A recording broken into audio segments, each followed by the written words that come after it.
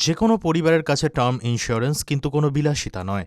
আজকের দিনে এটি অত্যন্ত প্রয়োজনীয় একটি বিষয়, কারণ বেশিরভাগ পরিবারই নির্ভর করে থাকে একজনের উপার্জনের উপর। বাড়ি ভাড়া বা হোম লোনের ইএমআই, সন্তানের পড়াশোনার খরচ, দৈনন্দিন খরচ বা বৃদ্ধ বাবা মায়ের প্রয়োজনীয় খরচ, সব কিছুই যেখানে নির্ভর করে একজনের উপর। তাই ঠিক কত টাকার টার্ম ইন্স্যুরেন্স করানো উচিত তা নিয়ে একটা দ্বিধা তৈরি হয় অনেকের মনেই।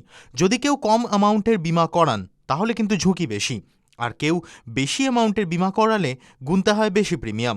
টার্ম ইন্স্যুরেন্স শুধুমাত্র টাকার অঙ্ক দিয়ে বিচার করলে হয় না। প্রশ্নটা হলো, এই বীমা থেকে আপনি ঠিক কী চান, আর আপনার ঠিক কতদিনের সুরক্ষা প্রয়োজন। টার্ম পলিসি আপনার সম্পূর্ণ আয়ের বিকল্প হয়ে উঠবে এমনটা ভাবাও ঠিক নয়। আসলে এই বীমা করানোর মূল উদ্দেশ্য পলিসি হোল্ডারের অবর্তমানে পরিবারের অর্থনৈতিক ধাক্কাকে সামাল দেওয়া, যাতে পরিবার হাতে অনেকটা সময় পায়।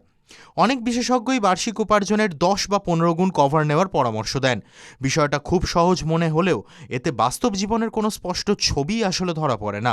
একই উপার্জন করেন এমন দুজন মানুষের দায়িত্ব আসলে সম্পূর্ণই আলাদা হয়। আবার শুধু ঋণ শোধের অঙ্ক ধরলেও এই ছবিটা অসম্পূর্ণ থাকে।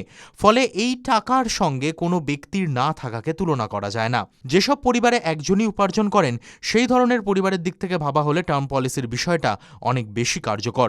উপার্জন যদি বন্ধও হয়ে যায় তাহলে একাধিক খরচ রয়েছে যা কোনোদিন বন্ধ হবে না, যেমন খাবারের খরচ, বিদ্যুতের খরচ, যাতায়াতের খরচ, শিক্ষা, চিকিৎসা বা কোনো ঋণের ইএমআই। এরপর ভাবনার বিষয় হলো কত দিনের টার্ম পলিসি করা উচিত। যেখানে বীমার কভারেজ কম সেখানে ঝুঁকি অনেকটাই বেশি। বয়স বাড়লে বা স্বাস্থ্য খারাপ হলে পরবর্তীতে বীমার কভার বাড়ানো বেশ কঠিন হয়।